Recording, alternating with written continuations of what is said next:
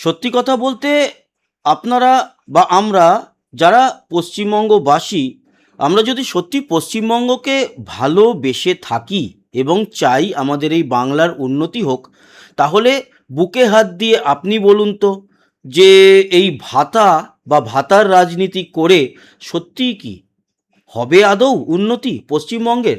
এক কথায় সবার মুখ থেকে বেরিয়ে আসবে যে না। এই মুহূর্তে দাঁড়িয়ে বিজেপি গভর্নমেন্ট ওই সাপে ছুঁচো গেলার মতো অবস্থায় রয়েছে। মমতা ব্যানার্জি একটা সময় 2021-এ 500 টাকা, তারপরে 1000 টাকা, তারপরে 1500 টাকা, এই যে ভাতার রাজনীতি করে পশ্চিমবঙ্গর মানুষকে একেবারে ভাতার দিকে ঠেলে দিয়েছে। সেইখানে দাঁড়িয়ে মমতা বন্দ্যোপাধ্যায়কে যেন তেন প্রকারণে হারানোর জন্য হারাতে হতো। না হলে যারা এই মুহূর্তে দাঁড়িয়ে লক্ষ্মীর ভাণ্ডার ছেড়ে অন্নপূর্ণা ভাণ্ডার পাওয়ার জন্য 3000 টাকা এবং তার অ্যাকাউন্টে ঢোকেনি বলে অবরোধ বিক্ষোভ দেখাচ্ছেন, তারা কতটা মানে পশ্চিমবঙ্গকে ভালোবাসেন জানি না। যদিও সেই সম্পর্কে কথা আছে, তাদেরও ভুল নয় অতটা, কিন্তু তাদের এই রাস্তায় নামার মতো বা নিজেকে ভারতবাসী বলার মতো বা পশ্চিমবঙ্গবাসী তো পরের কথা, ভারতবাসীই হয়তো সে থাকতো না, অন্য কোনো দেশের বাসিন্দা হয়ে যেত, পশ্চিমবঙ্গ হয়তো আরও অন্যভাবে ছন্ন ছাড়া হয়ে অন্য কোনো গোষ্ঠীতে যুক্ত হয়ে যেতে পারতো। হারাতে হতো। সর্বনাশের শেষ পর্যায়ে চলে গিয়েছিল পশ্চিমবঙ্গ, কিন্তু এমনিতে না জিততো। আজকের ডেটে দাঁড়িয়ে এটুকু বলতে পারি বিজেপি জিততো যদি এই অন্নপূর্ণা ভাণ্ডারের যে বিজ্ঞপ্তি সেটা না দেওয়া হলেও, কারণ মানুষ অন্ধের মতো ভোট দিয়েছে, কে প্রার্থী কিচ্ছু দেখেনি, শুধুমাত্র তৃণমূলের এগেনস্টে ভোট দিতে হবে, কারণ এই তৃণমূল আর না। এই প্রক্রিয়ার মাধ্যমে মানুষের মাথা একেবারে জাগ্রত হয়েছিল এবং তারা প্রার্থী দেখেনি, শুধু পদ্মফুল দেখেছে এবং টিপে দিয়ে চলে এসেছে বাটন। তবে ওই যে কথা দিয়েছিল 3000 টাকা করে দেবে, এখন এসে হয়েছে কি সমস্যা। একটা জিনিস ভাবুন তো, যেখানে 8 লক্ষ কোটি টাকার উপরে দেনা, আরও বেশি হতে পারে, আমি এক্স্যাক্টলি যতটা জানি ততটুকুই বললাম, মানে এক্স্যাক্টলি নয়, যতটা জানি বললাম, এক্স্যাক্টলি কত আমাদের ঋণ রয়েছে পশ্চিমবঙ্গের আমি জানি না, কেউ কারেক্ট করে দেবেন ভুল বললে। আমার মতে ওই 8 লক্ষ কোটি টাকার কাছাকাছি আমাদের ঋণ রয়েছে। সেখানে আপনারা ভাবুন না, 1 কোটি মহিলাকে যদি 36,000 টাকা করে বছরে দেওয়া হয়, তো প্রতি বছর 36,000 কোটি টাকা এই অনুদান বা ভাতাতেই বেরিয়ে যাবে। আর সেটা যদি প্রায় 1.5 কোটির উপরে চলে যায়, শুনছি 1,70,00,000 কাছাকাছি যাবে, তার মানে প্রায় 60,000 কোটি। 60,000 কোটি টাকা যদি প্রতি বছরে এই অন্নপূর্ণা ভাণ্ডারের জন্য দিয়ে দিতে হয় ভাতা হিসাবে, তাহলে উন্নয়নটা হবে কোথা থেকে? কিন্তু দিতে হবে এই মুহূর্তে দাঁড়িয়ে, কারণ কথা দিয়েছে।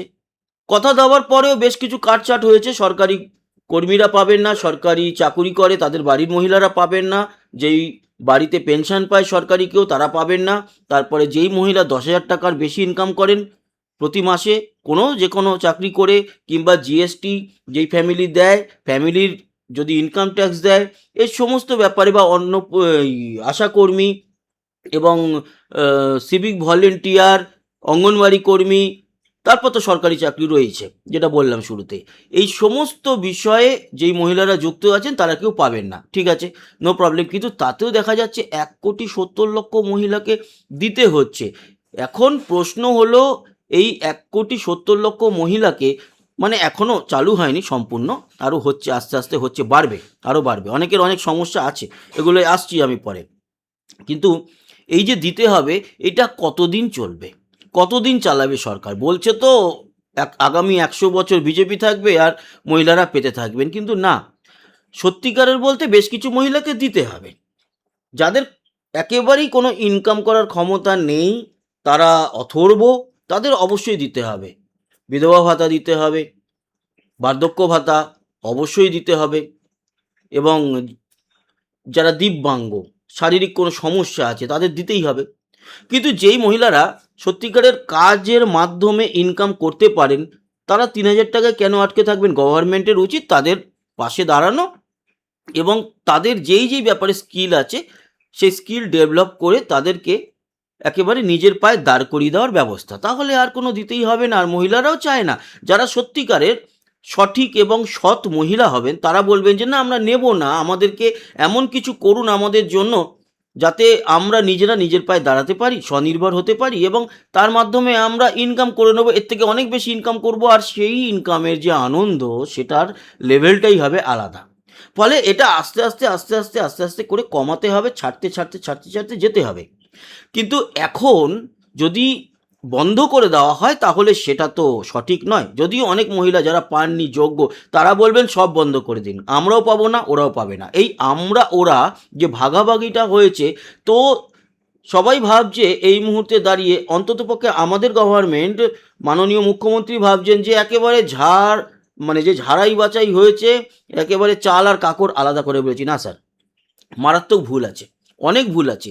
আপনার কাছে যে খবর পৌঁছে দিচ্ছে সেই খবর আপনি ভাবছেন ঠিক, কিন্তু আসলে খবর ভুল পৌঁছাচ্ছে। কেন আপনাকে জানাই, আপনি যদি কোনো মাধ্যমে খবর পান, অন্তত ভিডিওর এইটুকু ক্লিপ যদি কেউ তুলে দেয় আপনার সামনে, তাহলে আপনি বুঝতে পারবেন কোন কোন জায়গায় ঘাপলা আছে। প্রথমত, অন্নপূর্ণা ভাণ্ডার কারা পাবেন? বাড়ির বউয়েরা। প্রচুর বিধবা মহিলা তাদের মানে পেতেন লক্ষ্মীর ভাণ্ডার, তারা পাচ্ছেন, তারা কিন্তু বিধবা ভাতার আন্ডারে পড়েন, কিন্তু এরকম পেয়েছেন। আবার প্রচুর বিধবা মানুষ আছেন, ওনারা পাননি, আগে লক্ষ্মীর ভাণ্ডার পেতেন, ফলে ওনারা এপারেও নেই ওপারেও নেই, মানে একুলেও নেই ওকুলেও নেই, না পাবে বিধবা ভাতা, যেহেতু আগে অন্নপূর্ণা ভাণ্ডার পেত, বিধবা হয়েও মাফ করবেন, লক্ষ্মীর ভাণ্ডার পেত বিধবা হয়েও, তো উনি বিধবা ভাতার অ্যাপ্লাই করেনি, 1000 টাকা, তারপরে এই লাস্ট 2 মাস 1500 টাকা করে পেতেন লক্ষ্মীর ভাণ্ডার, তো ওনারা অ্যাপ্লাই করেছেন, পেয়েওছেন, অন্নপূর্ণা ভাণ্ডার পেয়েছেন, প্রথমে 1 মাস পেয়েছেন বা দ্বিতীয় মাসে একবার পেয়েছেন, এ মাস থেকে বন্ধ। আবার এরকম অনেক বিধবা মহিলা আছেন, তারা পেয়ে গেছেন, পাননি পেয়ে গেছেন, এরকম জায়গায় ঝুলে আছে, এরকম প্রচুর সমস্যা আছে। আরও আসছি আমি সমস্যায়। এবার প্রশ্ন হলো, যিনি বিধবা ভাতা পাবেন বা পাওয়া উচিত, স্বামী নেই মারা গেছেন, উনি অন্নপূর্ণা ভাণ্ডার 2 মাস আগে কী করে পেলেন বা গত মাসে কী করে পেলেন, আর এই মাসে তাহলে কেন পেলেন না? দেওয়া উচিত ছিল, সেখানে আবার রিভেরিফিকেশন হবে। আর একটা ব্যাপার, ওনারা আশা করেছিলেন যখন অন্নপূর্ণা ভাণ্ডার পাবেন, 3000 টাকা করে পাবো, আমরা একটু সচ্ছল হব, তো বিধবা ভাতা যদি উনি পান তাহলে সেটা 3000 টাকা কেন নয়? কারণ একজন সধবা একজন বিধবা, এই দুজনের মধ্যে আরও অনেক বেশি পার্থক্য। একজন সধবার থেকে একজন বিধবা মহিলার কিন্তু মানে, যেহেতু তার মাথার উপরে তার হাজবেন্ড নেই, তার দায়িত্ব, তার সংসার চালানোর জন্য যেই পরিশ্রম করতে হয়, তার সচ্ছলতা সেটা কিন্তু অনেক কম হয়। ফলে বিধবা ভাতা হওয়া উচিত 3000 টাকা, এটাও দেখা উচিত। সেকেন্ডলি, অনেক কুমারী মেয়েরা, এমন আমি দেখেছি আমার চেনাশোনার মধ্যে, বিয়ে ঠিক হয়েছে, বিয়ে হবে আগামী বছরে, বিয়ে হয়নি, অন্নপূর্ণা ভাণ্ডার কি করে পাচ্ছে স্যার? তাদের তো ওই কন্যাশ্রী বা কুমারীদের জন্য, মেয়েদের জন্য যেই যেই জিনিসগুলো আছে সেগুলো পাবে। অন্নপূর্ণা একজন সধবা মহিলা হবে, আমি ঠিক বলছি তো নাকি? তো অন্নপূর্ণা যারা পাওয়ার যোগ্য তারা পাচ্ছেন না, অথচ কুমারী মেয়েরা পাচ্ছেন, বিধবারা পাচ্ছেন, আবার বিধবা অনেকে পাচ্ছেন না, আগে পেয়েছেন। এই রকম জায়গাতে পুরো একেবারে ঘেটে ঘ হয়ে রয়েছে। আরও বেশ কিছু আছে, আপনাদের উচিত, আপনাদের ভেরিফিকেশন যারা করতে এসছেন অফিসাররা, এ লোক দেখানো, লোক দেখানো, আসল কাজের কাজ খুব কম। মানে হয়তো আমি সব জায়গার বলবো না, সব এলাকার বলবো না, কিছু কিছু এলাকায় খুব ভালো হয়েছে, পারফেক্ট মহিলারা পাচ্ছেন একদম। আবার কিছু কিছু জায়গায় এমন হয়েছে যাদের পাওয়ার যোগ্যতাই নেই, বাড়ি 3 তলা, সে মহিলা উপরে 3 তলার বারান্দায় বসে টাকা গুনছেন, মানে কথার কথা বলছি, যে উনি পেয়ে গেছেন। আবার পাশের ঘরটার টালির যে মহিলা লোকের বাড়ি কাজ করে সে পাননি। এই রকম জিনিসগুলো কেন হয়েছে? ক্ষোভ তো হবেই মানুষের মনে। অনেকে বলবেন যে না, এগুলো তৃণমূল করাচ্ছে, এই ক্ষোভ, সে 2-1জনকে ডেকে নিয়ে তারা করাতেই পারে, এগুলো রাজনীতির ব্যাপার। কিন্তু আমরা তো ওই তৃণমূলও করি না, বিজেপিও করি না, কোনো পার্টি করি না, আমাদের কাজ হচ্ছে সঠিক খবর তুলে দেওয়া। তো সঠিক খবর তুলে দিচ্ছি, প্রমাণ চাইলে দিয়ে দেবো, হোয়াটসঅ্যাপে মেসেজ করবেন যে কেউ, আমি দিয়ে দেবো তাদেরকে পুরো লিস্ট ধরে ধরে, যে এই মেয়েটি বিয়েই হয়নি, সে অন্নপূর্ণা ভাণ্ডার পেয়েছে। ইনি বিধবা, ইনি গত মাসে অন্নপূর্ণা ভাণ্ডার পেয়েছেন, এ মাসে আর পায়নি, আন্ডার প্রসেসও নেই, ওই রিভেরিফিকেশনে চলে গেছে। আবার এরকমও আছে রিজেক্ট হয়েছে। গত মাসে পেয়েছে, 6ই জুন অ্যাপ্লিকেশন জমা দিয়েছিল, গত মাসে পেয়ে গেছে, কোনো রকম কোনো সমস্যা নেই, গোষ্ঠীতে কেউ সরকারি চাকরি করে না, অথচ সে পায়নি এ মাসে। আবার তার এখন আবার গত মাসে পাওয়ার পর এখন আন্ডার প্রসেস হয়ে গেছে। আরও সমস্যা আছে, যেমন একটা সমস্যা আপনাদের জানাই, সেটা হচ্ছে গিয়ে একজন মহিলা প্রথম মাসে পেয়েছেন, গত মাসে পাননি, এ মাসেও পাননি। ওনার যে ইয়েটা মানে অ্যাপ্লিকেশনটা, সেটা অ্যাপ্রুভ হয়ে গেছে, অথচ ওনার অ্যাকাউন্টে টাকা আসেনি। এরকম অনেক অনেক কেস রয়েছে। তো এত তাড়াহুড়ো করার কি দরকার? আস্তে সুস্তে ঠিকঠাক কাজ করবেন। এই যে ক্ষোভ কেন হবে মানুষের মনে? প্রত্যেকে যারা যোগ্য তাদের পাওয়া উচিত না? ওই জন্য প্রথম থেকে একটাই কথা বলা হয়েছিল। আমরা শুধু কি বলেছিলাম? আমরা বলেছিলাম যে এক ধাক্কায় এত বড় প্রসেস করা যাবে না। যারা লক্ষ্মীর ভাণ্ডার পাচ্ছেন বা পেতেন, ওনাদের সবাইকে, হ্যাঁ পেতেন, 1 লাখ, 1.5 লাখ বা আপনাদের কথা অনুযায়ী 2 লাখ ছেলেরা পেতেন। প্রথম 2 মাস, 1-2 মাস সেম লক্ষ্মীর ভাণ্ডারের 1,500 টাকাটাই চালু রাখুন। 3,000 টাকা করে দেওয়ার দরকার ছিল না কোনো। আগে প্রথমে 1 মাস 2 মাস আপনার ওই লক্ষ্মীর ভাণ্ডারটাকে কন্টিনিউ রেখে তারপরে ঝাড়াই বাছাইয়ের প্রক্রিয়া করে এই ছেলেগুলোকে বাদ দিয়ে দিলেন। আরও যা যা অসঙ্গতি বাদ দিয়ে দিলেন। বাদ দেওয়ার পর আপনারা তারপরে আপগ্রেড করতেন বা আপডেট করতেন 1,500 থেকে 3,000 টাকায়।